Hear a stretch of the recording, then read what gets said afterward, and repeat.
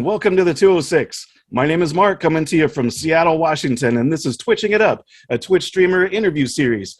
Twitch is a streaming platform for gamers, singers, and all kinds of content creators. My guest for this episode is the one, the only BishopsWorld, a singer-songwriter based out of Newport Beach, California. Bishop, welcome to the 206. Hello, how are you, Marc? I'm doing great. Thank you for taking the time today. I really appreciate you being here. You know, like I said, you're a fellow Twitch streamer. I've been wanting to talk to you for a while. Now, to start off, I know you recently celebrated your 1 year on Twitch. So let's go back to the beginning of that 1 year. Now, how did you discover Twitch, and then what made you decide to start streaming in the first place? Yeah, so I discovered Twitch only, I knew about Twitch for numerous years because I had friends who gamed, but that would have been the main reason why I did not engage with it, because I'm not a gamer. Right. And so I only connected those two dots together just from the context of me living with friends who game. But back at the beginning of 2021, my best friend and roommate, many people know him as Heath, I know him as Jared, and his artist name is Closure. Yeah. We had moved from Newport Beach to Peninsula and moved into a different location, still in Newport Beach. But we needed an extra room, and with trying to attempt to really start seeing some of his artistry stuff pull off, one of the things he needed was a space where he could stream. So great. I was like, let's do that. You believe in streaming that much, you believe it's a vehicle where your career can definitely engage with a community. Let's do it. And so he started streaming, and I still was kind of skeptical at first because I'm just like, what is this, And at the time, he was actually streaming on YouNow for a while, which again, I was still skeptical. I'm just like, this whole like virtual world, I just don't know about it yet, And so after about a month or two goes by, he's streaming from like 7 p.m. till 4 in the morning, 3 or 4 times a week. And so I'm like very, very intrigued. Like, this is a lot of energy to be putting into one thing, but he was focused and he was doing it. And I still, again, on the outside going, what in the world is happening? And this is when it clicked for me. Maybe 2 months in, it was March, and I came home from a gig. And when I got home, it was around 7 p.m. at night, 8 o'clock at night. Okay. There was a pizza at the door. Oh. And so I said, well, that's odd. There's a pizza at the door. Why is there a pizza? So I grabbed the pizza and I take it in and put it on the counter, and I hear him singing in the studio. So I'm like, that's odd. How could he have ordered a pizza if he was streaming? And that doesn't make any sense. Yeah. And so after he gets done, I'm still up and I was working on something. I said, hey, there's a pizza out here. He goes, oh yeah, people can like buy you pizza by putting a command. Then he breaks down what a command is. It's like a coding situation that Twitch has, command food or command treat, Closure or Heath or whatsoever. I said, what? So you mean people care about you enough, even all the way down to if you haven't eaten, they will send you food? He said, yeah. And I said, that's interesting. But what clicked for me was that there was an investment that we're not seeing in art anymore on other platforms. It's more about, to me, what people are more treated as, I hate to use this, but they treat it as a prostitute in a way. Yeah. What can you give me, all the time, instead of it being an appreciation of art and the artist and a mutual friendship and love for art as a whole from the artist's perspective and the consumer or viewer. And immediately I just went, I think I want to try this. I want to try this. I want to engage with people who care about art. I want to engage with people who care about the artist, and I want to meet new people. Yeah. And so me being on the outside of it, now I perform a lot in other scenarios. I grew up in church, and my career was, I was a worship pastor for a while, leading at a church of over 40,000 people here in California. And so my context of performing was in front of people every week, face to face, in real life, or IRL, as Twitch people would say. Exactly. See, I'm learning. Yeah. So yeah, that was the hardship of, because I also was performing in other venues, and I traveled the world singing on all kinds of stages. And so I didn't know how to merge the two. What was it going to look like for me to actually put time and invest into something that I want to invest in, but yet also the part of my life that is actually putting food on the table. Right. But I started that way, and I just started engaging with it and slowly dipping into it. And over time, it became a priority enough for me to steward the opportunity to engage with people in my music and artistry. No, that's amazing. That's a very interesting way to find yourself in there. With seeing that pizza box out there is kind of that step one. That's pretty cool.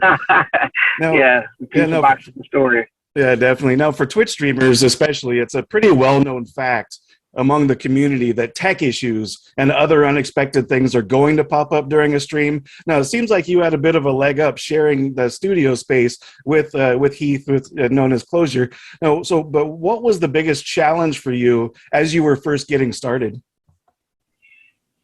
Oh, man. I think that was one of the biggest things. I am not a tech person at all. Okay. So he basically walked me, like held my hand, and sometimes even did it for me on setup and everything. And over time, we started figuring out that I really needed to invest more money into my setup. It started out very small and simple. I had a Behringer interface that was $30, and started learning about the stereo wraparound and what Streamlabs and a lot of like computers want to engage with, and how they engage with it when it comes to streaming and the signals you're sending, and why you just can't plug in like normal and use a DAW. Like there has to be a wraparound, which is so many ways, and then why people prefer using Windows or PC computers rather than Macs, because PCs, they talk the same language as streaming more. I was just learning a ton of that. I didn't know it. I've been so used to using a Mac computer and everything just is done for me. I can just literally tune it on, and it's like, but there was so many of those things to overcome. But he was patient. He walked through a lot of things with me. Nice. Let alone we started meeting friends who came along with like, okay, let's help Bishop. We see that. Two, I'm one of those people, I think about life in this way. Like everybody can cut grass, but for me to invest my time cutting my own grass when I could just go ahead and pay $30-$40 for someone to come cut it. And then in that same hour, I can go and make $200 or $300 by going to perform what I'm actually good at doing, what is bringing more energy towards me. I'm going to go do that. And so in my head, that's how I started thinking about it. It's like, I got all these great, incredible people around me who are passionate about streaming and tech. I'll sit and learn it. I'm not going to go away from it while they do it. But at the same time, I definitely need to fast pace some of this stuff. So when I come home, my energy is more spent on the performance aspect and being drained from a long day at work and tech issues. Right. No, yeah, that's huge. I love how you made that focus. That probably made a really big difference for you. Now, speaking of making a big difference, let's say that you and I could travel back in time a little over a year, and here's day one Bishop sitting down for the first time, getting ready to start that Twitch stream. What would you say to that Bishop as a bit of advice as he's getting started? Man. Stay wide-eyed and stay wondrous. And back then, I didn't really enjoy music. I enjoy music now. So I would say, enjoy the music. I think because I've sang so much for just to make money, it's become like the job and to make it through. But I learned like how much I don't play or practice because it's fun or whatsoever. When I started doing Twitch, I was like, oh my gosh, it's fun to play Whitney Houston. It's fun to play, all these songs that I love and grew up listening to that I don't engage with because I'm always working with my craft, and Twitch has taught me how to just enjoy music. So I would say stay wondrous and just enjoy yourself, and focus on the people that are coming in because they mean a lot. They will mean a lot even more to you as you grow as an artist. You will see that community is very important. Oh, absolutely. I love that answer. And one of the things that really sticks out to me about that answer is when I come to your streams and I watch you sing, I can just feel the love that you have for what you're singing, the songs that you've got on your song list, and the fact that you're able to perform those songs for, literally people around the world. So, and I also really love about how you keep things really positive, and you've got some great messaging and a lot of thoughtful discussion between the songs as well. So one of the things that your community really looks forward to is what you call TOTH, or top of the hour. So let's talk about that. What is it? How did it start? And why was this something important for you to add into your streams? Yeah, like you said, TOTH, TOTH is an acronym for top of the hour. Yeah. Every 60 minutes, I stop streaming music and I just share something that's on my heart. And mostly it's many things that I either experienced in the past or things that I'm learning right now about myself and how I engage with certain things like selflessness versus selfishness, or how to be grateful, or, all these different things. And I hope that they encourage people. And I only do that for 2 to 3 minutes. Over time, it became such a very thing that people look forward to, where I was getting encouraged, hey, you should do a stream only on TOTH.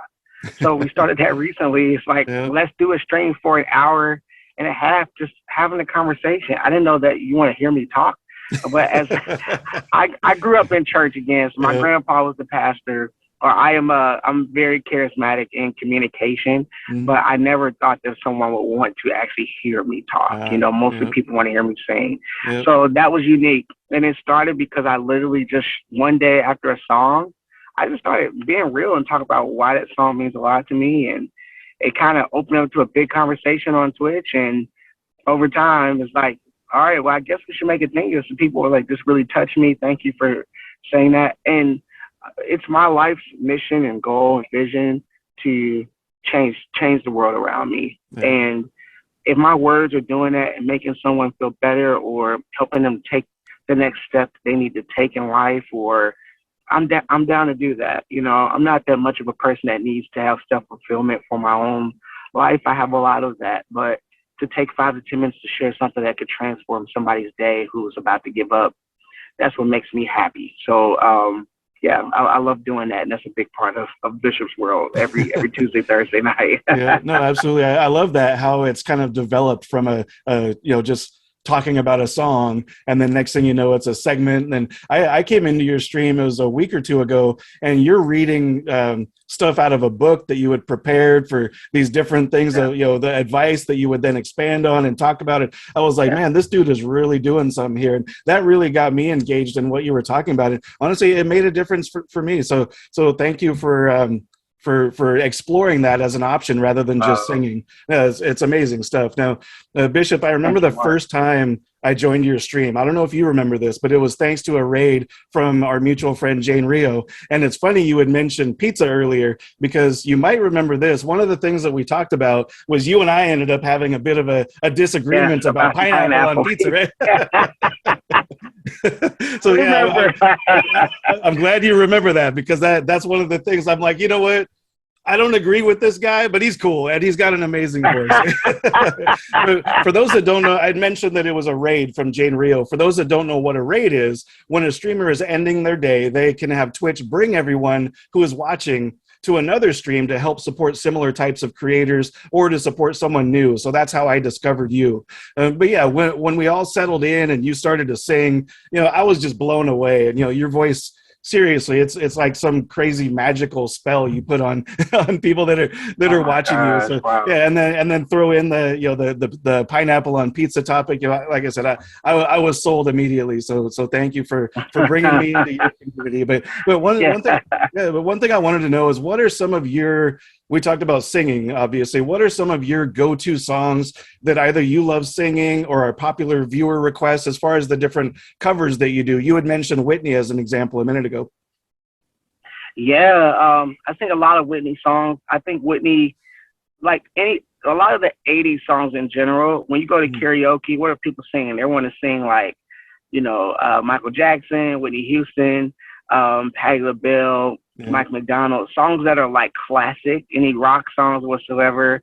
I love stuff like that. So Whitney Houston songs are probably my go-tos a lot. They're easy to sing and they're actually easy to play. Yeah. And so I revert to those, and because a lot of people know them. Right. So if I get a random person that comes in off of a raid or whatsoever, while I do feel like my originals are important for people to understand who I am and engage with me, I think it's easier to engage with people off of something that they know.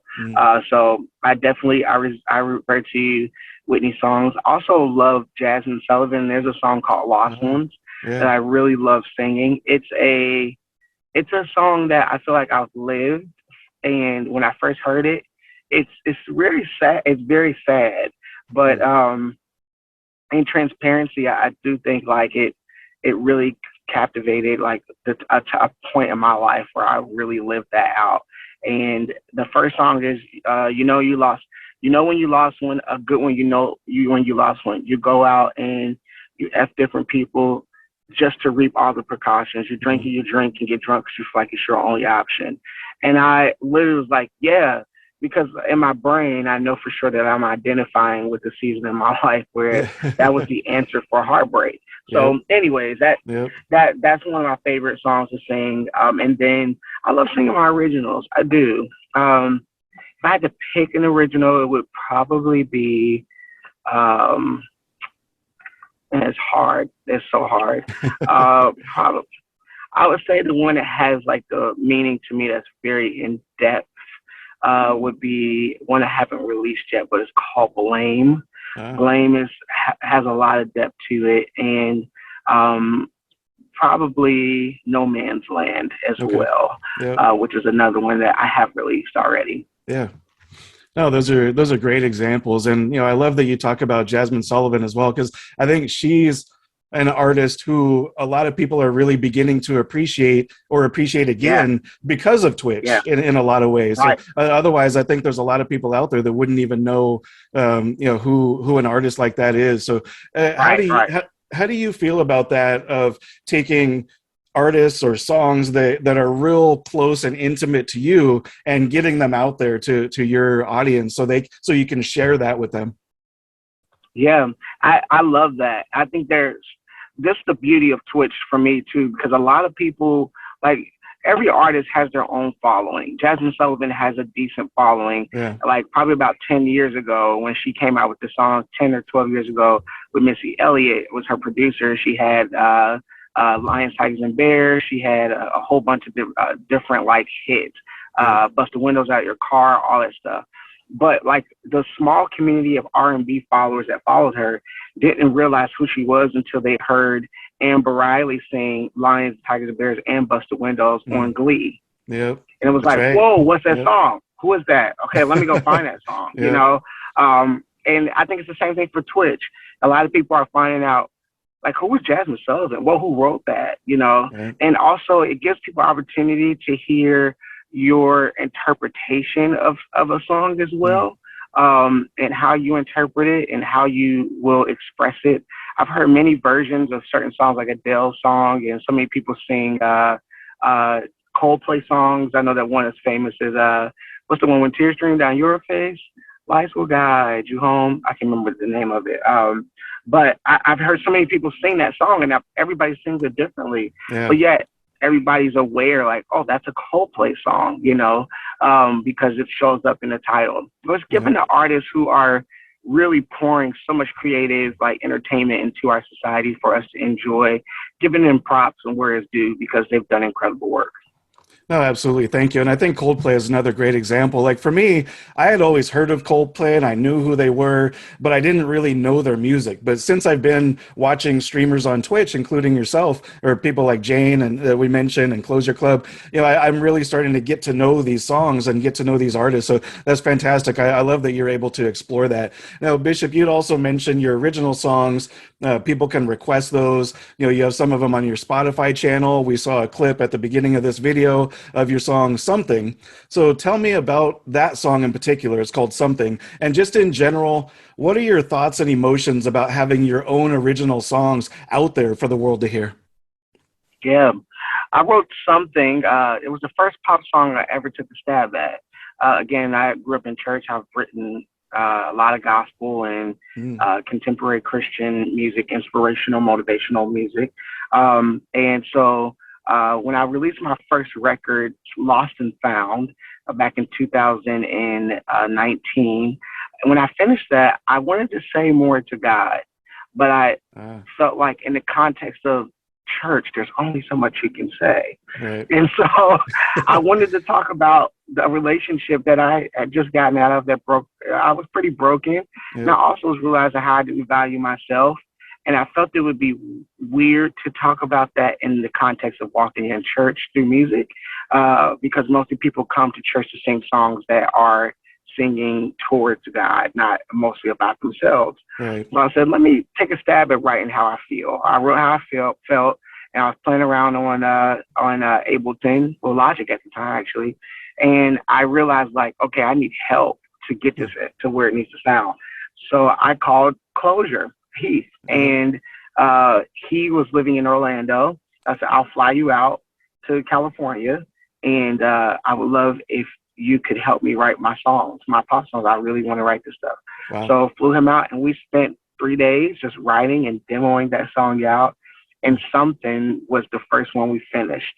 And so that's the story behind it. Wow. And I love singing my original stuff. I think it's a way for people to engage with me and hear my heart. Most of the songs I sing that are original, you can bet your bottom dollar that I wrote that about me. There was only one song that I didn't write about me. I wrote about some friends' relationships, but I've also been in that space as well. Yeah. And it's called Hold On Till You Get Back. That'll be coming out next year. But other than that, yeah, I love doing my original stuff. No, that's amazing. And you know, you just said you love doing your originals. Now I know you're sitting in your car, you're not in your studio at home, but I want to put you on the spot a little bit. Can you sing us just a snippet? I don't want people to get the full thing. I want people to go to your YouTube channel, go to your Twitch streams to get the full experience. But can you give us a taste of something today? Yeah. I'm going right this time. I need it. It's for the best, but you just can't see it. I'm going right this time. I need it. I need it. I need it. I'm going right. I'm going right. That's enough. I just need to decide that I'm going right. Yeah, I'm going right. Ooh, I got something, and I don't really know if you vibe or not. Oh, something, I can't be stuck in the middle. Ooh, losing me is left and leaving you is right. Leaving you is right. There we go. That's what I'm talking about. You've been talking about church. You've been talking about, you know, getting that in there. I feel like you just took this interview to church for a minute. So. That's right. Yeah. Yep. At church, you got to be ready to sing with anything and then at any moment.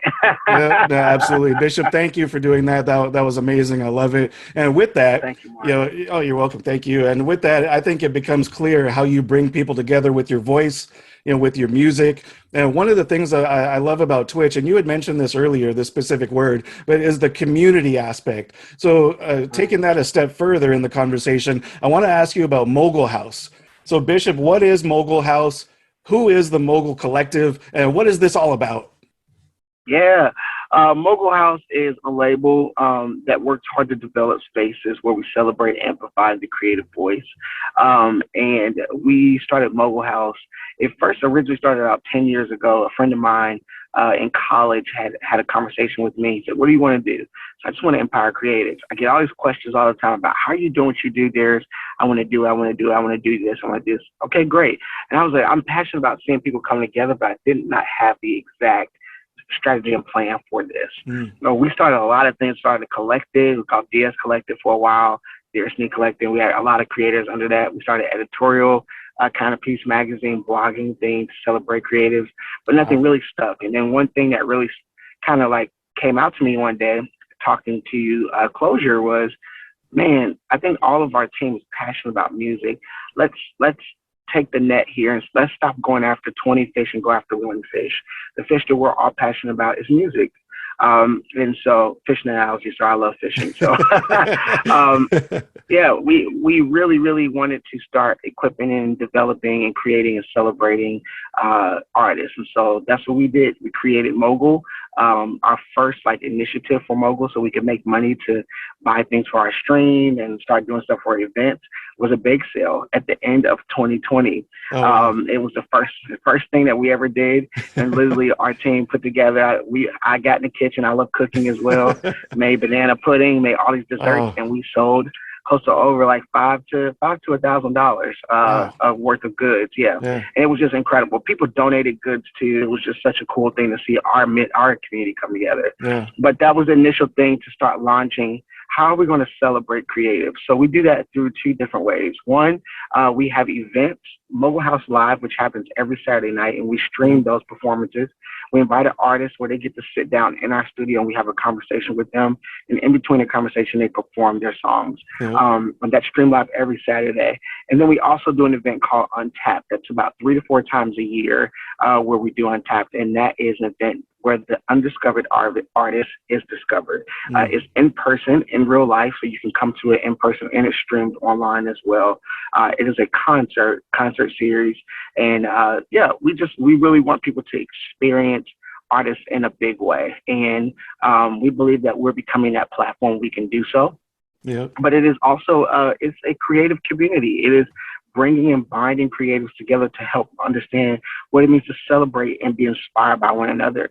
One of those ways that we are seeing that come alive is through the Mogul Collective on Twitch. We have a Twitch team, and the Mogul Collective, we get to select those who we're ones to engage with and be on this team to be a part of the Mogul community and being advocates for that very vision that everyone is a mogul in your own way. And if you embrace and celebrate yourself and what you bring to the table, we consider you to be a mogul. No, that's amazing. I love it, that whole process and all of the thought behind it. And one of the things that really sticks out to me that I think people can really appreciate and hope they also take as advice is what you were talking about, how there was so many different things that you tried, and then you finally found and decided on, let's do the one thing that we all really love. Because you always hear about that of do what you love and make what you love part of your entire experience. But I think there's so many times that people get lost because what they start trying doesn't work, so they just give up, or maybe they tried 3 times and then they give up when it could have been that 4th time. But it sounds like you tried 6 times, 7 times, 8 times, and even now you're still in that process. You're still evolving. We're still developing. Right. So can you expand on that a little bit about how you kind of just persevered and kept on in that process of development? Yeah, I think what's important to know when you're building something is that it takes time to see something to evolve into what it's supposed to be. When a baby starts out into a womb, it starts out in the phase of the intimacy of the mom and dad. And as it grows, it starts out as a little small fetus and grows over time. The time that we see in the earth with a woman and a baby in that womb is a 9-month period time of incubation and development. And then when it outgrows that 9 months, it can no longer be in that space. That is when she has the baby. And now it is time to grow outside of the womb as well. What I'm learning is that you can never expect something that you start to pop off right away. And those who have immediate success still are learning lessons where they have to evolve as well. So, I always say to people all the time, I love to grow slow. I love slow, steady growth, because slow and steady growth allows me to evolve in a way where I'm adapting, I'm learning lessons, and I'm able to apply those lessons and stretch out what's happening, grow the capacity for what's happening, and I can uphold what's happening as well. My favorite story right now, I'm reading this book called Think and Grow Rich by Napoleon Hill. And in the first chapter, there's this part where he says 3 feet away from gold. And he tells a story about this man who travels out west. And this is during the time of like mining and gold and the discovery of gold out west. He finds this gold mine, hits it, and they are reeling it in. So he goes back home and tells all his friends and his family, hey, I need this amount of money. I need to buy all the drills, get all the equipment. We need to go back out here and let's actually tap into this gold. So everybody does that, and the whole family, they get in the carriage, they all come all the way across the country. They invest all their money into it, and he marks that space, retraces his steps to get back to that space, and they drill straight down in that space, and they could not find a thing. Nothing came back to them. Oh. And so he gets discouraged, and what he does is he sells his equipment to a local guy who is a dumpster guy. He just like collects junk. Yeah. And then he goes back out west, and it's like, whatever, you know, it's like we lost it. I don't know what happened, all this stuff. Well, the junkster guy goes, let me call an expert, because I don't know why they, you know, couldn't find this if they retraced it right back and got his equipment. The expert goes, hey, I think I know what happened. They go out to that space and they move over 3 feet away from that space. Oh. They take those drills and drill, and they hit the gold. Wow. What had happened was the entire plate in the earth had shifted. And so it had shifted 3 feet away. Wow. The story goes that the man, actually the one who initially discovered the gold, went back home and started a finance development and economics career. And he had tenacity in that and went to become like a huge person in that, was able to pay back all his earnings. Yeah. But when he was able to experience what happened with the gold, the encouragement from the story was, don't ever give up from the very thing that you start out, because you could just be 3 feet away Wow. from gold. That's amazing. And that's how I look at it. Yeah. That's how I look at it over time. In both instances, this man learned an important lesson, and he never gave up in both fights. He went and started something new, but he stuck with that and was able to see success.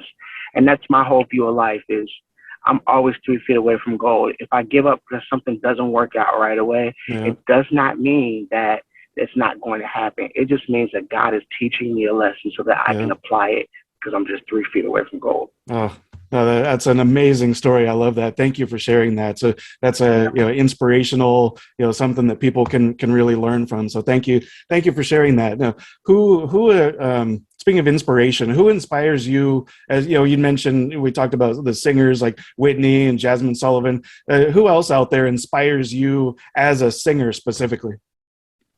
Oh my gosh, Twinkie Clark and the Clark Sisters. Okay. They're a gospel group. Twinkie Clark is one of the most innovative musicians of all time. She is the Quincy Jones of gospel. And right now there are rap artists like Kanye, Jay-Z, Snoop Dogg, who sampled their music today and are making millions and billions of dollars off of the genius of Twinkie Clark, who was a female artist, grew up under her mom in the Church of God in Christ, and she was a organist, but she was able to compose, and she pushed the line of traditional gospel to urban gospel and started creating new sounds. She's literally probably my favorite because she sang and played as well. She was able to actually repeat what she would do with her riffs and her runs, her growls, her tones, right with what she would do with the organ. It is fantastic. If you ever get a chance, look up Twinkie Clark and the Clark Sisters. You will just trip out about it. Wow. Kim Burrell would be another one of my favorites. Kim Burrell is literally probably one of the best singers in the world today. Oh yeah, there's absolutely. There's nothing she cannot do. Harry Connick Jr. calls her the Cadillac, because she just cruises through stuff.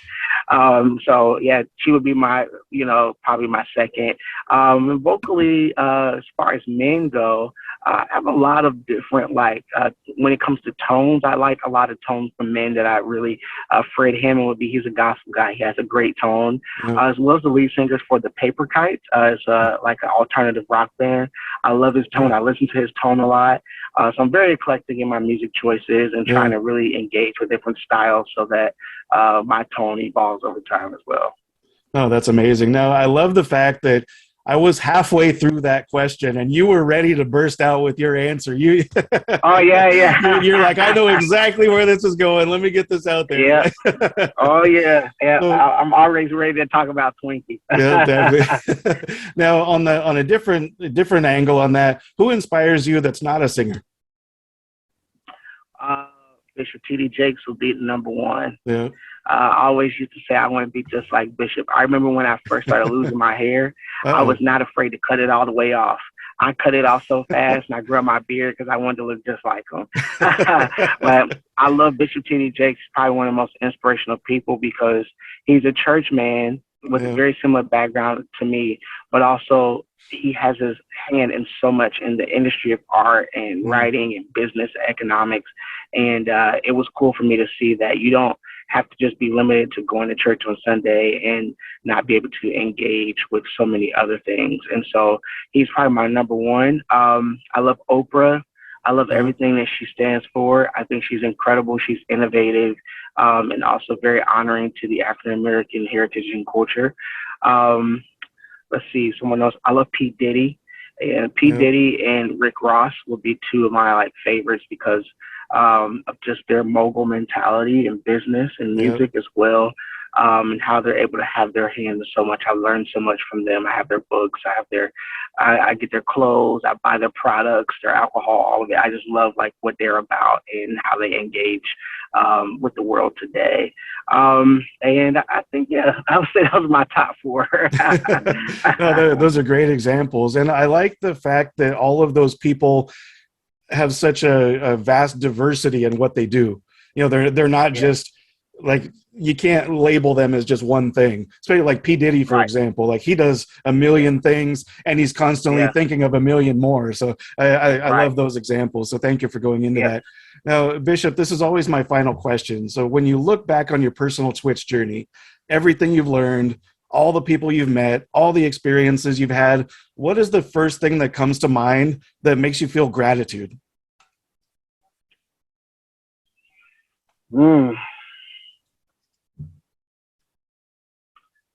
The first thing that comes to mind is I'm grateful. Twitch reminded me that I am a creative person. And I doubted myself a lot before Twitch. Again, it's a long story and I won't take you through that, but I do know that for sure I was really, really in jeopardy of losing myself. And I don't know where I don't even know if I even thought of myself to be creative anymore. I was just so tired mentally from the beat up I had been in, engaged in mentally with friendships, with my relationship with the church, my job, all that stuff. I just felt tired and I felt like I just wasn't bringing anything creative to the conversation or to the table. Twitch really helped me to see that I still have something in a big way. And so I'm grateful for the community of Twitch and what it has done to really encourage me to not give up, but to keep on pressing on and keep on stepping to the table with music. No, I love that. Thank you. And yeah, that's it sounds like there's a really long story there, a lot that you can go into, but hopefully. Oh yeah, that's like an hour. Well, I would encourage people then that are watching right now to come to your Twitch streams, go to your YouTube, all that type of stuff, and maybe learn a little bit more about you, Bishop. And Bishop, I'm grateful for this conversation, for the chance to get to know you better. I hope you've enjoyed this time as much as I have. And, before I wrap things up, I just want to acknowledge you, just for the person that you are, what you give to the world, what you give to your community. And I really think that you're doing some amazing stuff out there and really making a difference in people's lives. So thank you so much for that. And thank you for having this conversation. Thank you so much, Marc. Thank you for even having this platform to share about artists and where they are and their journey in it. Is definitely really cool, and thank you for having me on it. I'm really blessed to be here. Oh, my pleasure. Thank you so much. Everybody, this is Bishop's World. My name is Marc. This is TheTwoOhSix Twitching It Up interview series. To find Bishop online, links are now on the screen and in the description below, or just search Bishop's World on Twitch, YouTube, social media platforms. Thank you for watching. Please subscribe to this channel, hit that like button, and also check out 2ohsix.com, the official home of all content from the 2ohsix. Thank you so much. Be safe, and we'll see you next time.